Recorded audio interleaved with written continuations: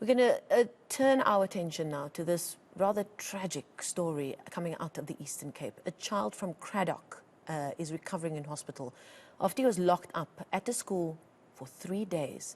Details are still sketchy, but it's believed 5-year-old Masanwabe Mapulisa was locked up alone in a classroom without food on one of the coldest weekends in that area. He was airlifted to a hospital in Craddock for treatment. Let's find out more now from his parents. Mother, Disebo Somatamba, and his father now joins us live from Craddock. Thank you so much for your time and your willingness to talk to us this morning. If I could start with you, Somatamba. On Friday afternoon, explain to us what time you were expecting your child to return from school, and what happened after you realized that he wasn't coming home and you weren't able to find him in the places you would normally find him. Okay. I was expecting my son to come back at school by 1 o'clock, but the boy did not come back. Okay, and what happened then? What did you do once you realized you couldn't find him? Okay.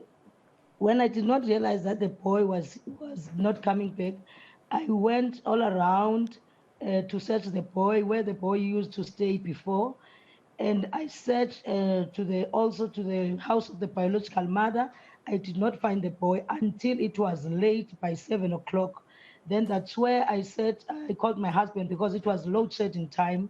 And I say, no, we did not find the boy. So he must come to us, hire us a car so that we can go to the police station.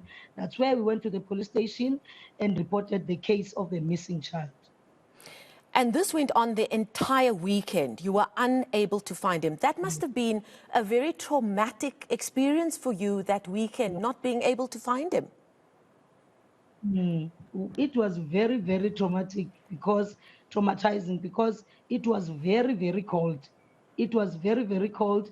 And I've been to a teacher. I called the teacher on Saturday and I told her that my boy is missing. Maybe do you have anything you know about it? And she said to me, no, I am the last person who closed the gates of the school and the doors of the classes. There was no child there.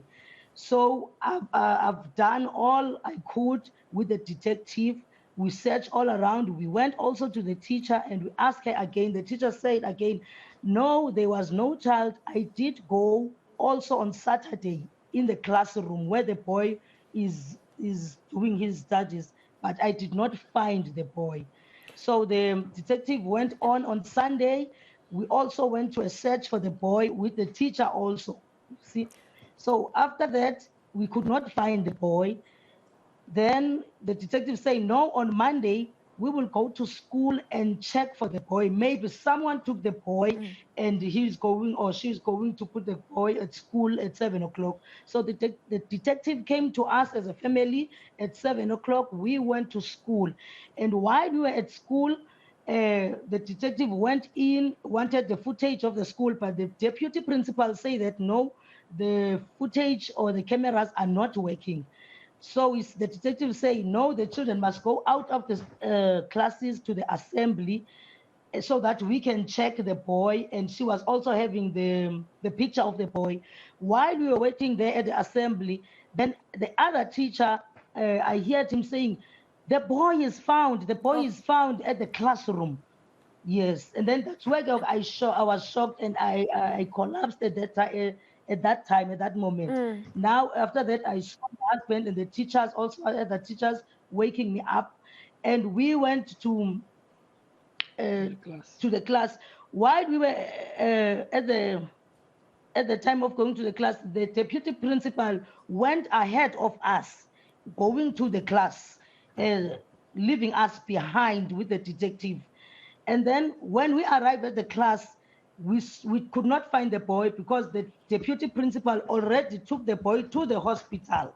So I could not see, there was no boy there. Only thing I can see, it was a paint and it was not the room was not right, the classroom was not right, and the detective get angry and say, why is the deputy principal ran first to the hospital and left us behind? Because she is the one who was supposed to see the situation of the boy. Yabon? So we went to the hospital. Okay. And then just allow me to pause there and let me bring in Dalu Kolo. This must have all been very, very heartbreaking and traumatic for you to go through, especially as your wife explains how emotional she was when she realized they had actually found him. Explain to us what the setup of the school is, because I understand that there is the main school, but the classroom where your son was found is quite a distance away from the school. Can you explain to us what you found at the school when you arrived there on the Monday? She went in the classroom. I didn't get a chance to get in. So we went to the hospital, so we saw the child. We were really heartbroken because the situation was really bad.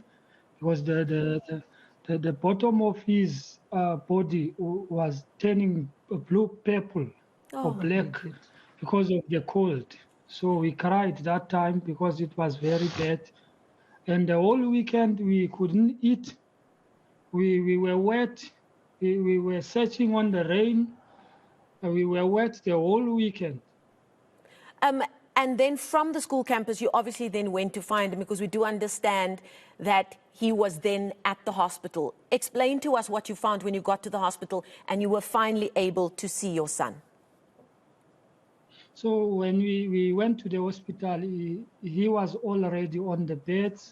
So they were covering him with the foil with blankets. So they said to us, the condition is very bad, and they have to warm him up because he couldn't even open his eyes. He was unconscious. So we cried and we went out. We couldn't even look. We couldn't even stand for the situation. Disebo, I do understand that he was airlifted to Craddock to get treatment there, but you've told me that he is back in Craddock at the hospital. Have you been able to speak to him? Have you been able to hold him yet? No, I did not have a chance to be with him because the detective said that this matter is still under investigation. But she was letting me know everything. So today I am going to see my son. There's the chance I'm going to see him. In as much as you are feeling a lot of emotions to see your son, you must also feel very angry that a school where you left your child in their care allowed this to happen. What would you want to see happen next? What questions do you want answered? I want the school to answer, because the deputy principal is the one who was saying to me, I am the one who is responsible at the school, and I am the one who closed the doors and the gates of the school. But on Saturday, I told her and I asked her, she said, no, there was no one here there. So I wanted her to answer, why was the boy found in the classroom while she said, I am the one who's having the keys? So how could it be? Because she said to me and the detective on Saturday, I went in as a teacher to check again, double check again. There was no one there. So if the child or the boy was not there, who let in the child into the class while the kids are with her? Disebo, unfortunately, we have run out of time, but just before we do say goodbye, your wife asking very important questions there. You will want to know as well what's happened to your boy, but also that he gets the care that he now needs so that he can recover from this awful ordeal that he went through. What I would like them to they have to pay. They have to pay because if the boy were missing in our hands, we maybe we were in jail now. So they have to answer and they have to pay, because really it was the biological mother of the child was insulting us. She was saying it's because of us. Now we have a problem with the social workers. They want to take the kids away from us.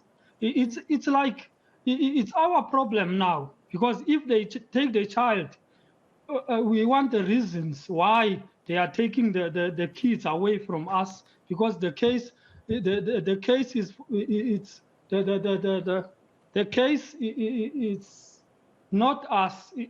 The problem is not ours, it's the school problem. Okay. So the school locked the boy. Yeah, and we do hope that you do get the answers that you need and that your son gets the care that he will definitely need going forward in the days, weeks and months to come. Thank you so much for your time and for speaking to us this morning. That's Dalukolo Somatamba and Disebo Somatamba talking to us about the ordeal that their son, Mosenwabe Mapulisa, went through a little while ago, and is now thankfully recovering in hospital in Craddock and is closer to his family there. We wish him everything of the best.